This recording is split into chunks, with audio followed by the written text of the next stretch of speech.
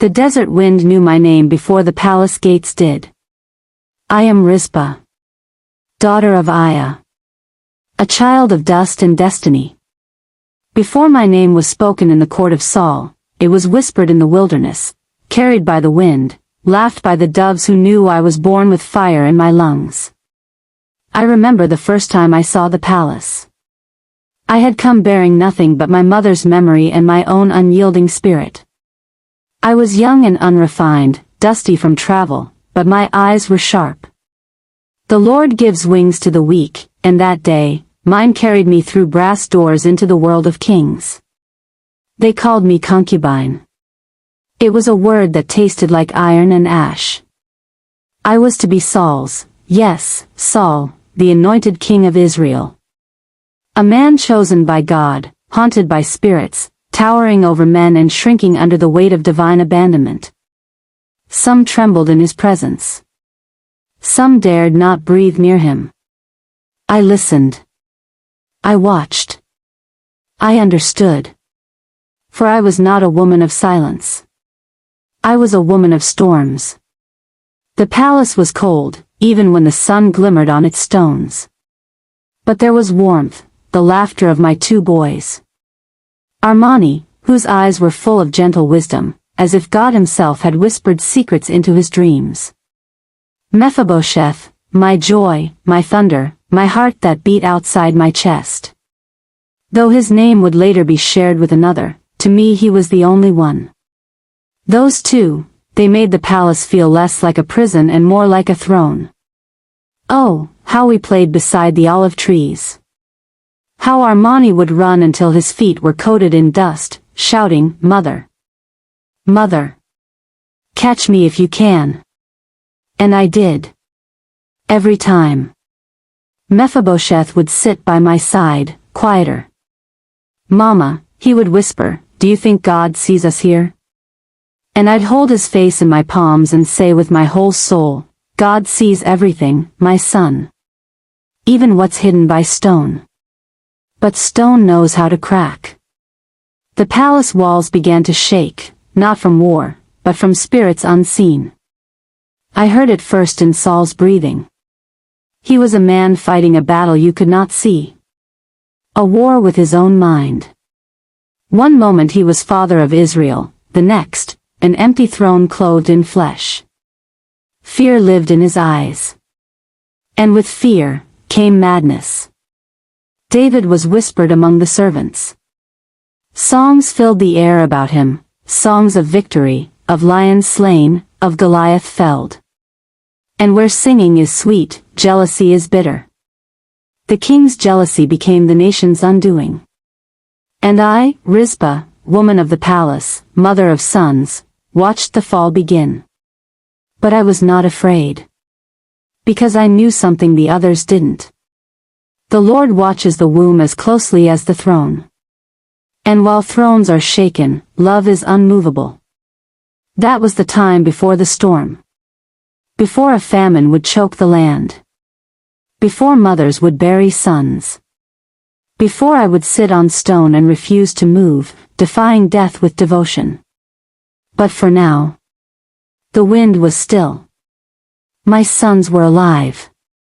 And I, Rizpah, still had not tasted the bitterness of the grave, yet. The palace air was different from the desert.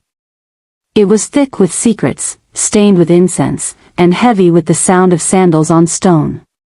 Every step echoed a story, every whisper, a warning. And I, Rizpah, walked through it all, unflinching. It wasn't that I fit in, it was that I refused to be erased. There were wives with crowns that glittered like stars, servants who bowed lower than the earth, and men who held their beards like shields. But there I stood, not wearing jewels, not draped in royal fabrics.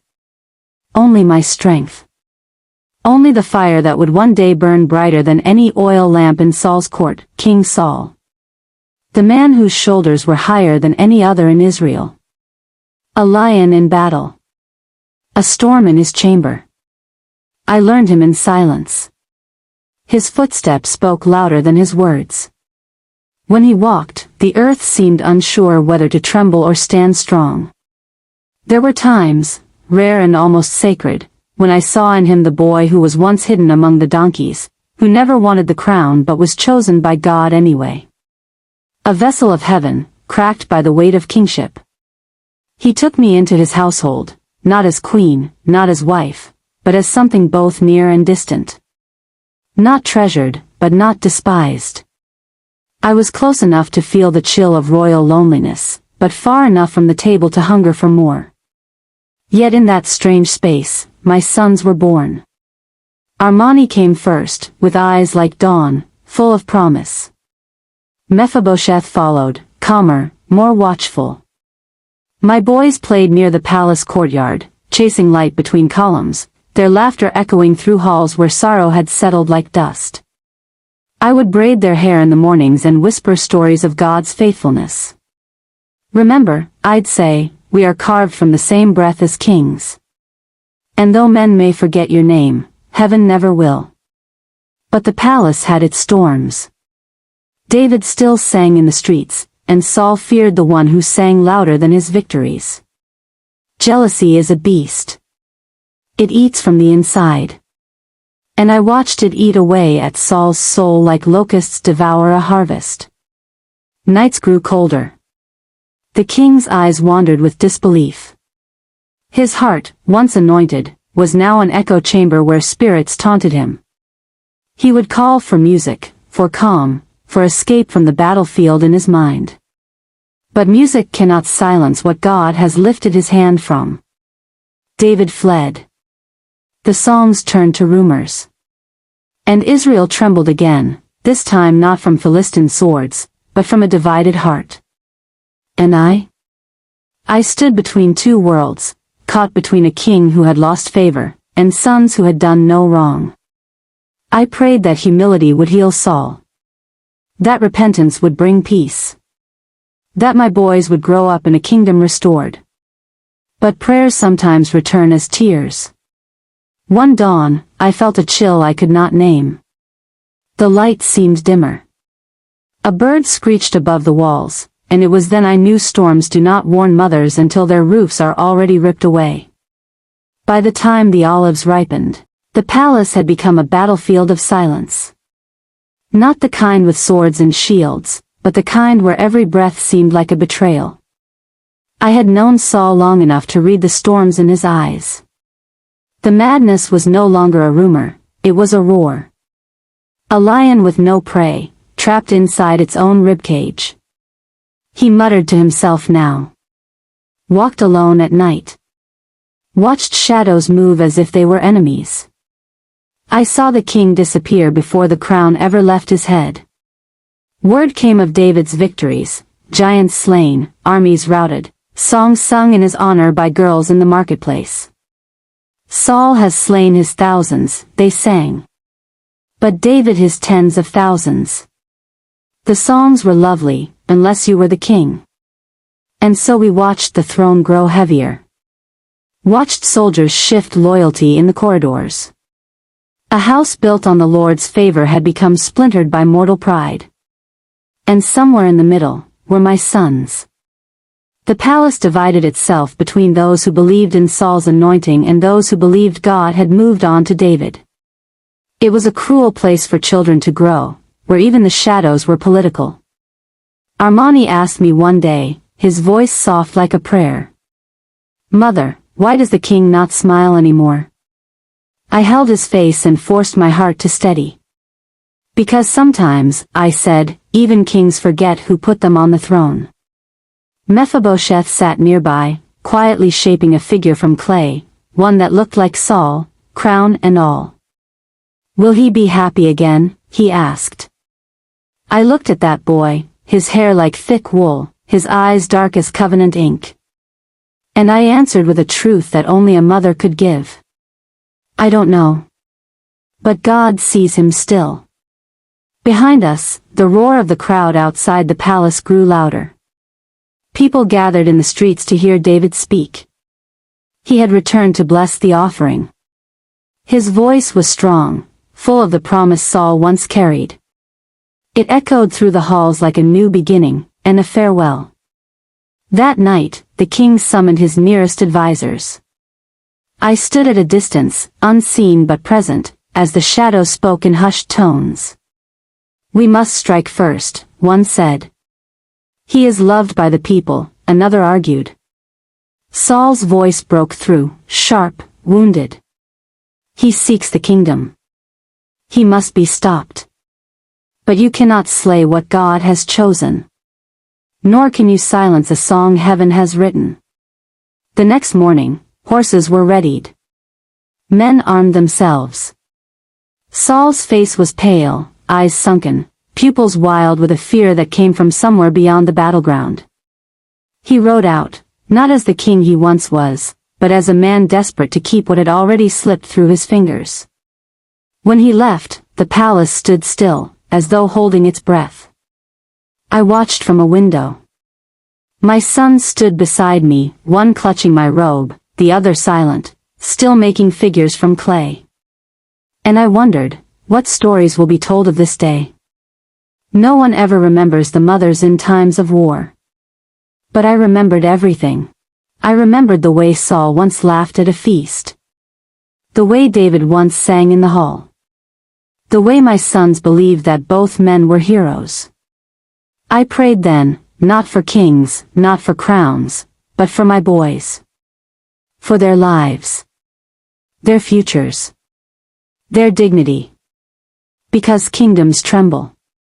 Thrones fall. Songs fade. But a mother's prayer outlives them all. I did not know then how much I would need that prayer. How it would become my breath when grief took my voice. But I felt it. The ground beneath me shifting. And in my spirit, a whisper, "Prepare, Rizpah. The storm is coming." The day Saul fell, the sky did not weep. It roared. The news came not from a herald in royal silks, but from a broken soldier limping through the gates, his armor torn with grief and blood. His voice cracked as he whispered the truth that would shake Israel like a plague. The king is dead. And Jonathan too. Silence fell over the courtyard. A silence so heavy that even the stones seemed to sag beneath it. I felt my heart fracture, not because Saul was my king, but because Jonathan was his son. Gentle, noble Jonathan, the tether that held the kingdom to hope. In his smile lived the future. In his loyalty, something divine. When the soldier spoke again, I could barely breathe. The Philistines took their bodies. Hung them on the wall of Beth-shan. Gasps. Cries. A wail in the distance. Israel's heroes, desecrated. A king and a prince, beyond shame, beyond the grave that I held my sons close. Armani's eyes raged like fire. Mephibosheth trembled, his body pressed against mine, as though trying to hide from the world that was crumbling before him. No one wept for me then. With Saul's fall, the court turned cold. Those who once served us fled like birds from a felled tree. The new king had not yet arrived, and the dust of transition brought confusion, fear, and exile. We were no longer of the house of royalty. We were a remnant. David would soon rule. The shepherd would wear a crown, and the harp would become a scepter. But David was not my king, not yet. For me, the throne was still haunted by the ghost of Saul. And in that shifting shadow, the walls of the palace grew unfamiliar. We walked halls with no voice to greet us, ate from tables that once overflowed, now barren. Where we were once protected, we now became prey to whispers. They are of Saul's house. The king's blood runs in their veins. For the first time, I feared for my sons not because of swords, but because of lineage. Saul was dead. Jonathan too. And though a new king would soon bring justice, forgiveness, peace, a mother knows that justice does not sweep every corner. The night before we left the palace, I walked through the courtyard where Armani and Mephibosheth once played. The fig trees stood still. The water basin reflected a moon that felt too far away. I knelt by the steps, and pressed my hand to the cold stone. God, I whispered into the night, do you see us still? And a breath of wind moved softly across my shoulder, as if heaven replied. I see the widow. I see the orphan. I gathered our belongings, simple cloths, a few tools, one clay figure Mephibosheth insisted on keeping. We left at dawn. No one stood to bid us farewell, from the palace, to the dust, from royal corridors, to the road, but I was not broken. Because I remembered who I was before the palace, Rizpah, daughter of Aiah, a woman of the wilderness. A mother whose strength was not measured in jewels, but in love. And though the kingdom shifted, and kings rose and fell, I held my boys by the hand and walked forward. Toward a future I could not see, but a God who could. We settled in the hills, where the air was thin and the sky unending. It wasn't much, just enough space to breathe without the smell of court politics, without eyes that weighed us down. The land was dry, but it was honest. And for a time, that was enough. But peace is a delicate thing in Israel. The famine began quietly. First a dying crop here, then a barren field there. At first, people blamed the weather, then the soil, then each other. But famine that lasts longer than a season becomes a question to heaven. 3 years it tormented us. 3 years the land groaned under the weight of hunger. 3 years without rain, grain, or mercy. And the new king, David, sought answers. Not from prophets alone, but from the God who dethrones and enthrones. The word returned like thunder. It is for Saul and his bloody house, because he put the Gibeonites to death. The sins of the father had come for the sons. I didn't hear it from a servant, nor a friend. I heard it from the wind that carried posters of power, that whispered the sentences of men in authority. One morning, I walked into the market to find it quiet, faces turned away from me. I knew something had shifted. When the decree fell, it fell like a hammer. David summoned the Gibeonites and asked what would end the famine. Not gold. Not cattle. Blood. The blood of Saul's descendants. I didn't know whether to scream or fall silent. Instead, I simply listened. The Gibeonites spoke plainly. Let 7 of his male descendants be given to us, so we may hang them before the Lord at Gibeah of Saul. 7. And I knew, my sons were counted among that number. There are moments a mother's spirit leaves her body before death ever comes. I felt mine leave in that moment, hovering above me, clutching the sky for answers. I walked home in a daze, watching the world crumble with each step. Armani met me at the door. Mother, he said, why do your eyes look like broken glass? Mephibosheth sat behind him, watching, his hands still holding clay. He always understood too much. They have asked for the sons of Saul, I said. And we are still counted among his house. Their eyes widened, not in fear, but in something deeper. A knowing. The weight of bloodlines had finally come for them. Armani put his hand on my shoulder and said, we've done no wrong. And I pulled him close, whispering the truth I didn't know how to live with. In this world, innocence does not always save you. When the guards came, they didn't enter like enemies, but like mourners. The king, David, had spared Mephibosheth son of Jonathan for the sake of the covenant, but my Mephibosheth, my second-born, was not spared. Their hands were kind, but their purpose was not. I watched as my boys, my living heartbeats, were led away, without sword, without fight, without judgment.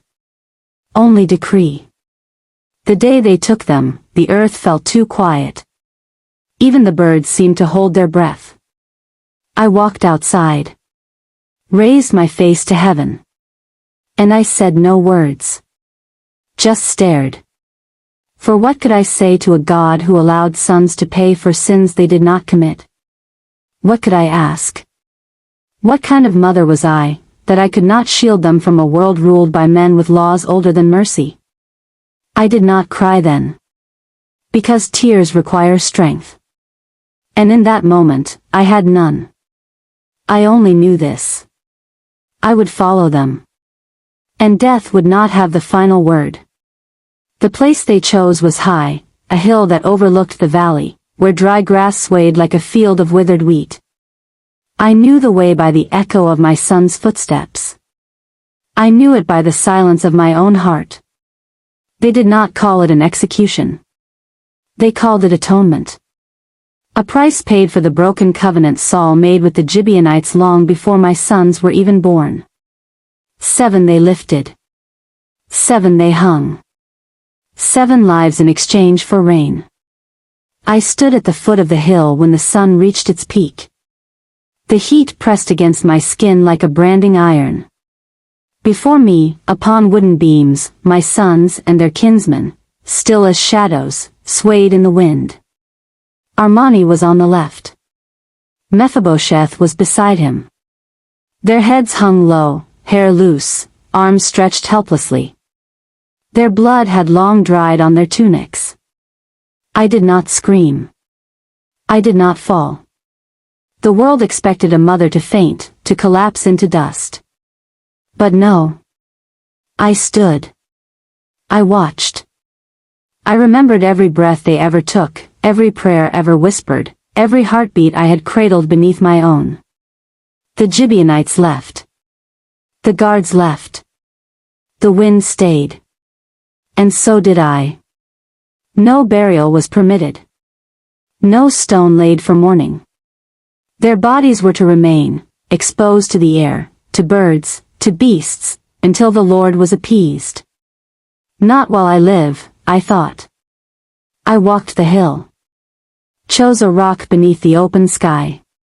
Spread sackcloth upon it, sackcloth, the garment of grief, the second skin of the mourners.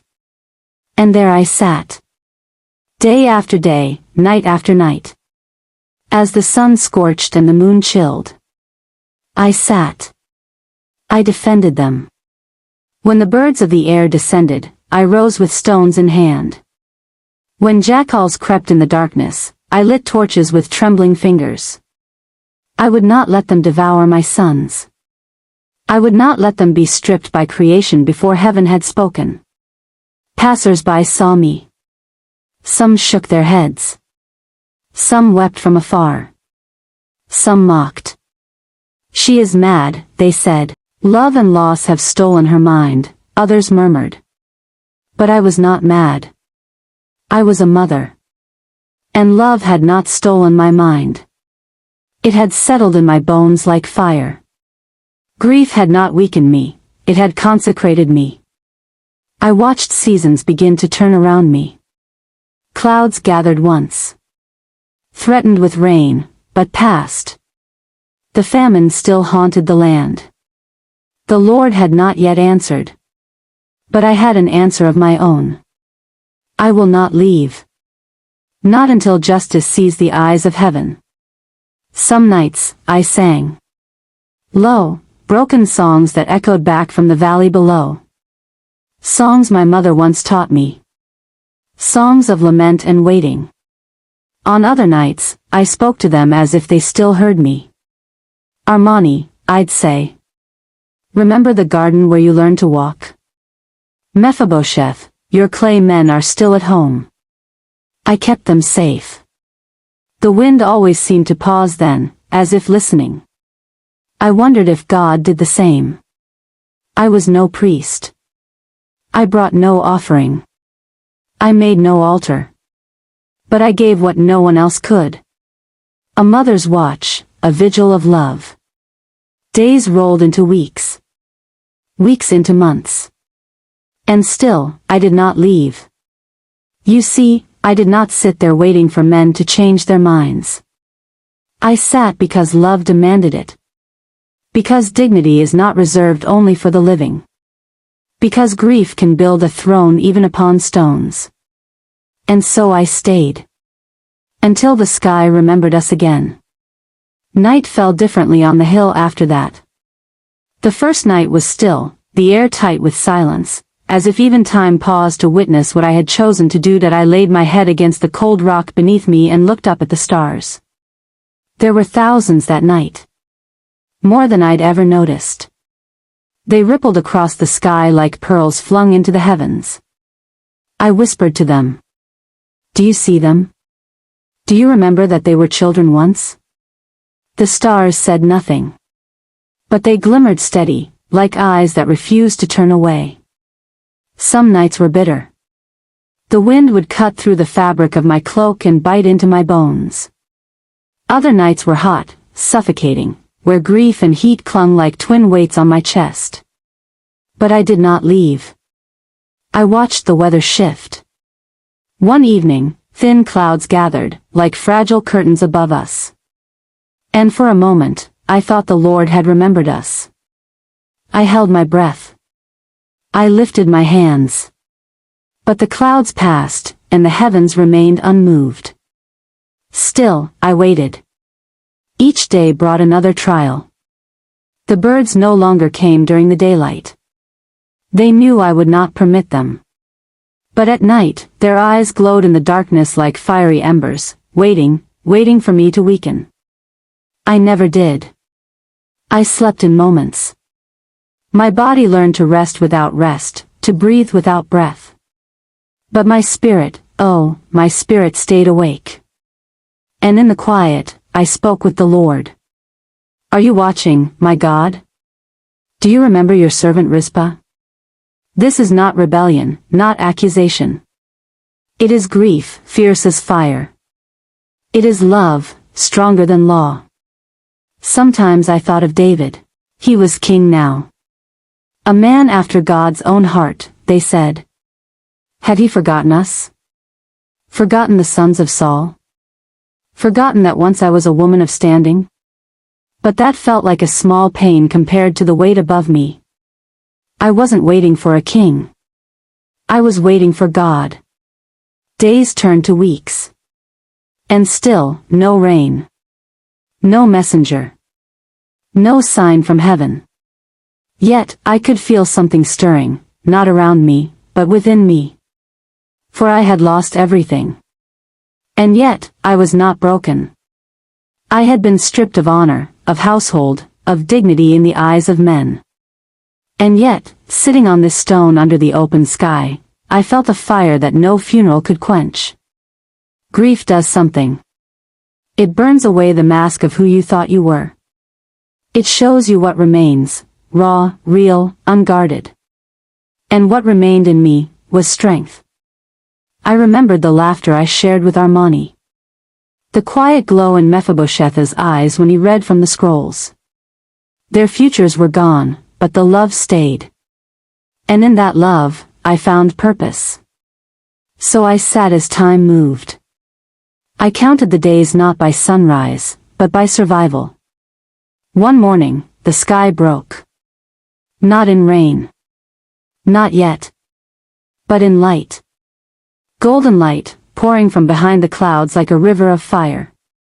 It fell upon their bodies, upon the rocky ground, upon me. And for that moment, I knew. Heaven saw. Heaven listened. Heaven remembered. The story had spread like fire through the dry fields of Israel. Whispers became words, and words became messengers. Travelers who passed the hill carried the tale. Women drawing water murmured it among themselves. Men who traded in the marketplace told it as if it were a psalm of lamentation. A mother holds vigil over the bodies of Saul's sons. She has not left the hill for months. She lights torches. Drives away beasts. Speaks to the sky. Her name is Rizpah. The tale carried, even to a place of power. It reached the palace. King David, weary from war, and deep in the matter of rebuilding a kingdom, sat silent when the report was brought before him. Word of famine. Word of death.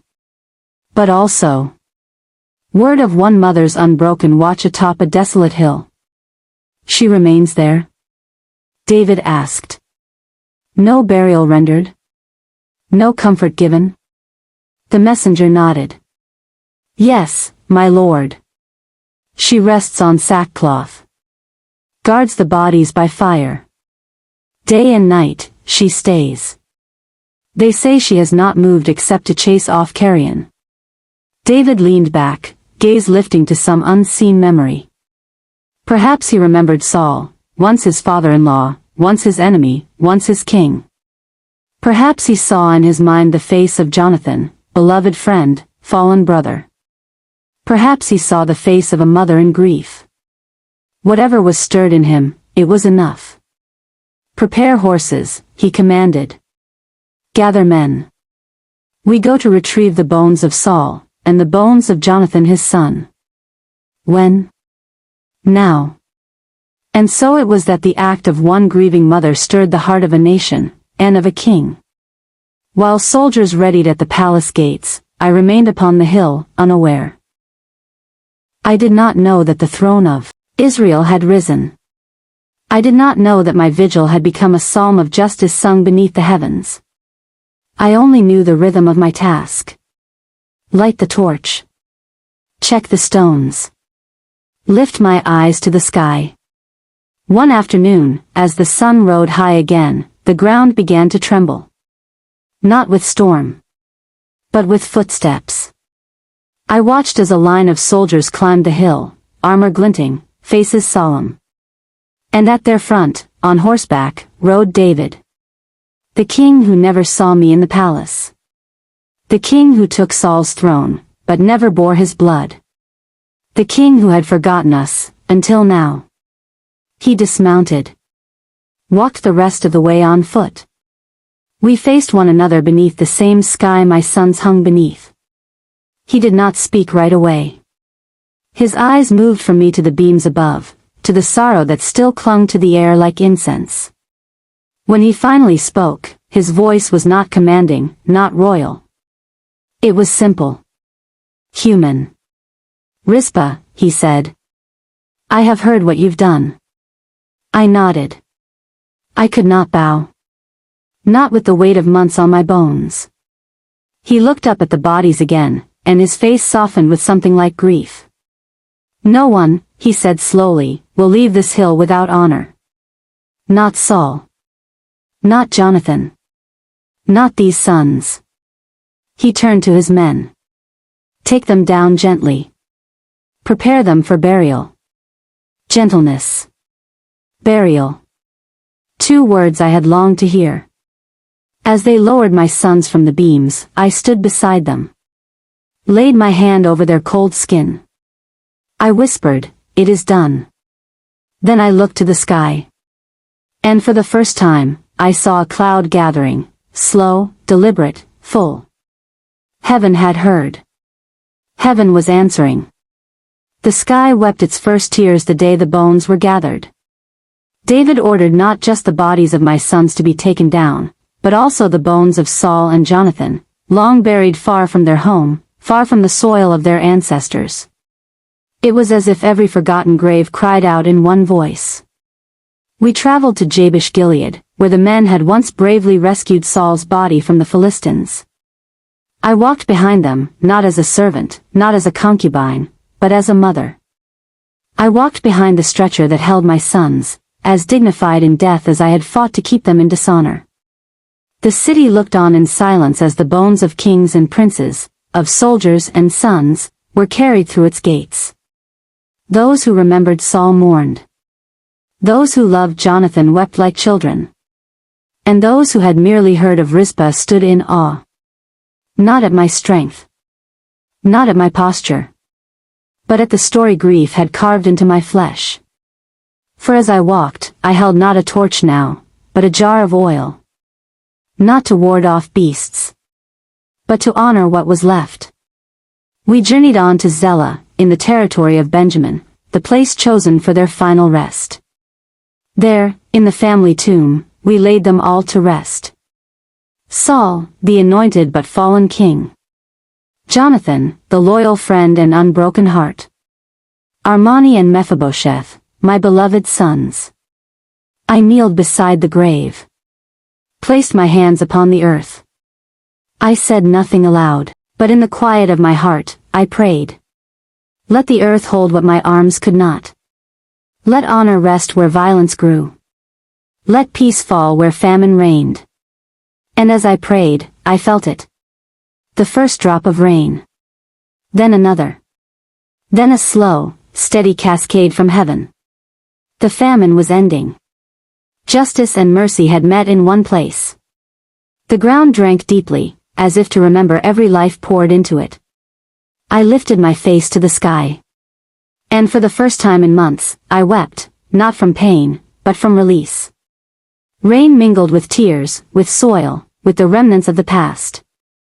Israel would eat again. The earth would flourish again. And though my arms would never feel the weight of my sons again, I knew I was seen. I was heard. Not just by kings. Not just by nations. But by the God who watches even the sparrow fall. The rain fell steadily for days that it washed the graves. It cleansed the stones that it soaked the barren earth until green dared to return. People emerged from their homes to feel it on their faces, like children rediscovering joy.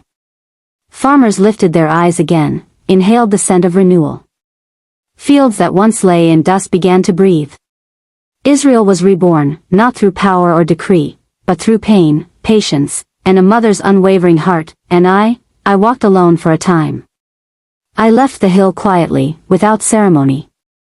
I left the graveyard where I'd laid my sons and watched the earth take them back. I returned to a land that had moved on, but a heart that had not, some said. Rizpah brought back the rain. Her grief shook the heavens. Even kings bow to a woman's lament. But I did not walk in the strength they spoke of. I walked in the hollow where my sons had lived. Where their laughter echoed. Where their hands once found mine. I didn't return to the palace. That life, that title, it belonged to someone else now. I dwelled outside the walls, near a grove of ancient trees, where I built a small dwelling with my own hands. There, the sound of the wind through the branches resembled the whisper of linen swaying on wooden beams. And the rain, every time it fell, reminded me of the day God wept with me. I did not curse the past. I did not hate the blood that bore them, nor the fate that claimed them. Instead, I chose to live in the space between pains. The place where prayer meets breath. Where love meets loss. And where a mother can learn to walk again. Some nights, I still talk to them. I imagined Armani asking me to tell him a story. I pictured Mephibosheth asking one last question about the Lord. And I would whisper back. Your story is not forgotten. Your life was not in vain. I began to speak less with my lips, and more with my ways. Women came to me, widows, mothers, those struck by sorrow.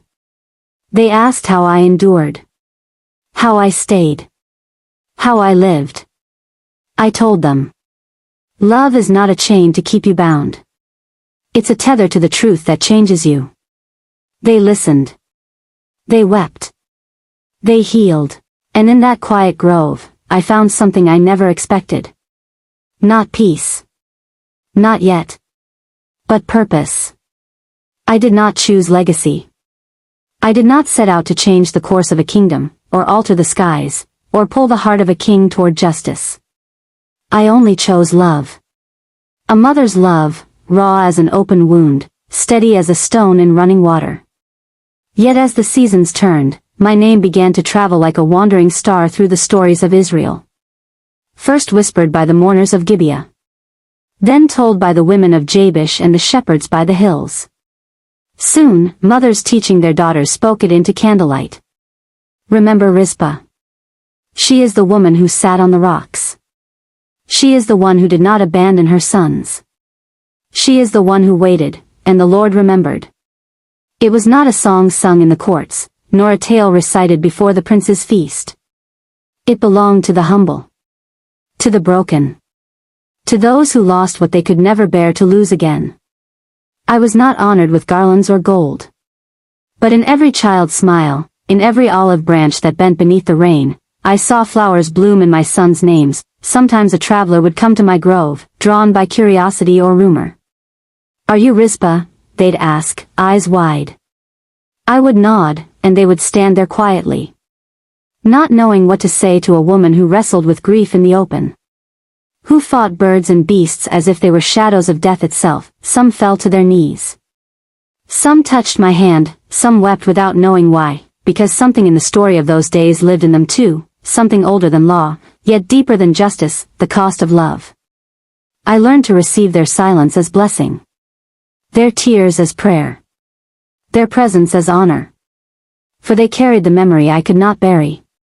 In time, I grew old. My hair silvered like clouds at dawn. My hands bore the grooves of soil, torch, and wind. But my eyes, they still held the fire of the vigil. Even when my legs could no longer carry me to the hill, my spirit went. I saw the stones. I heard the wind. I felt the ache that molded me into something I never imagined I would become. A mother not only to sons, but to a nation of grief.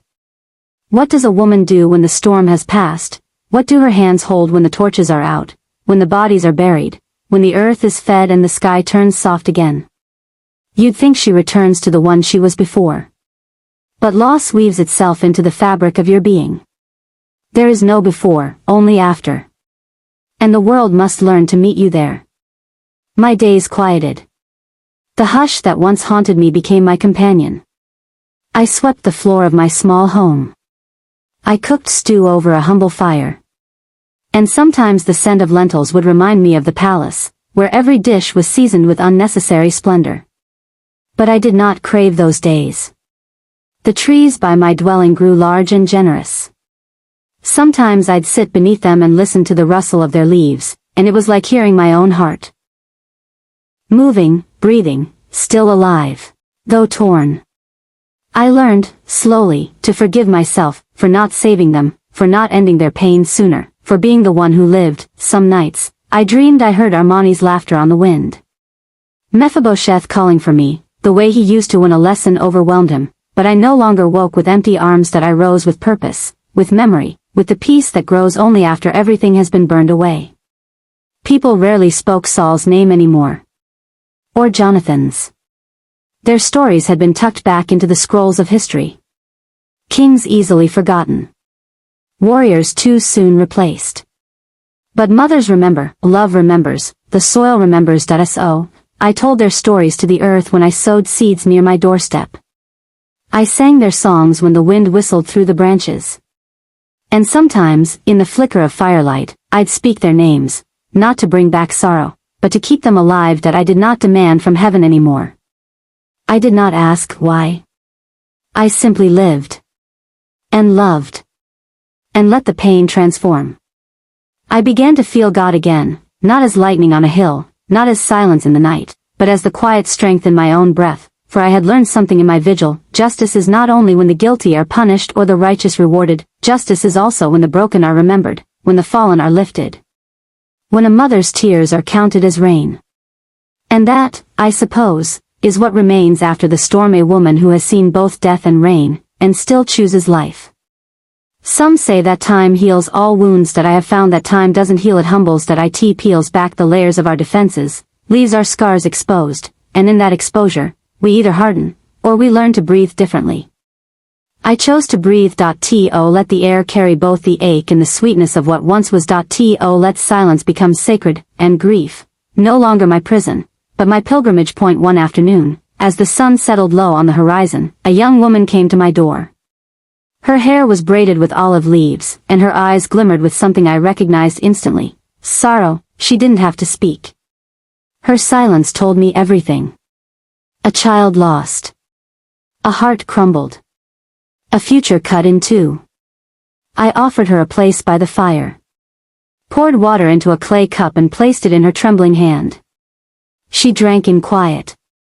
Then whispered, "How did you survive it?" I looked into that young, aching face. And I saw myself again on that hill. Fierce and broken. Tired and unyielding in the same breath. I didn't survive, I said softly. I was remade.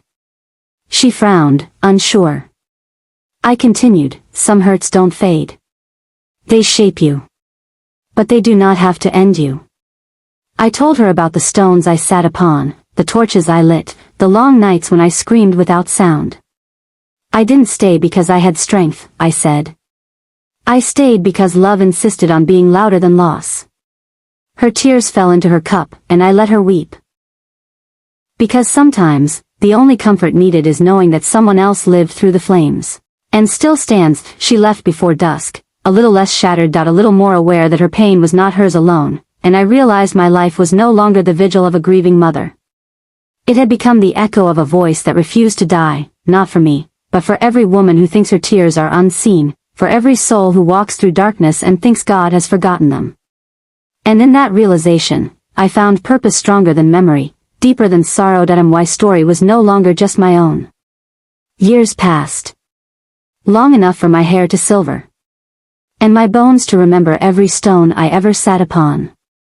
But also long enough for children to grow up hearing whispers of the woman by the hill. The mother who would not leave her sons. Sometimes they gather under the acacia trees and ask me to tell the story again. Not of kings or wars or gods. But of a woman who kept vigil. They sit in a circle with eyes wide and questions burning. Weren't you afraid? They ask. Didn't the night make you want to run? I smile. Fear, I say, is not the absence of love. Sometimes it's the doorway through which love walks in with a sword. They laugh, not fully understanding, and that's all right. Some truths bloom only in the heart that has suffered. One day, as I told the story of those 7 months under the open sky, I looked beyond the bright faces before me and saw something in the distance. A small pile of arranged stones, carefully aligned in a circle. Later, I went there alone, kneeled, placed my hand over the stones. A memorial, not commanded. Not demanded, made by hands I do not know. From hearts that remembered what the land tried so hard to forget that I closed my eyes and let the wind wrap around me. That I thought of my sons. Of the life they should have lived. Of the peace I finally found, not in forgetting, but in being fully remembered. And I knew I would be forgotten by many, but not by all, perhaps not as queen, nor prophet, nor hero. But as the woman who held death by the wrist and would not let it have the final word. Not in silence. Not in shame. That night, I lit one last torch. Not for mourning. But for gratitude. For every tear, every night, every brutal dawn. For all of it shaped me into a story worth telling. A legacy not of victory, but of unwavering presence. And so here I sit, even now, on a quiet hill that remembers. Still a mother. Still a flame. Still a voice for every broken heart that refuses to disappear. Rizpah's story is a reminder that love is louder than death, and that even in the darkest places, a mother's vigil can become a flame of justice. If her courage moved you, don't let it fade here. Share this video so more people know about Rizpah, the silent warrior who stood against shame. Leave a comment. What part of her story spoke to you the most? Subscribe for more deep, cinematic Bible stories told through the voices we rarely hear. Turn on notifications so you never miss another story of bold faith and forgotten heroes.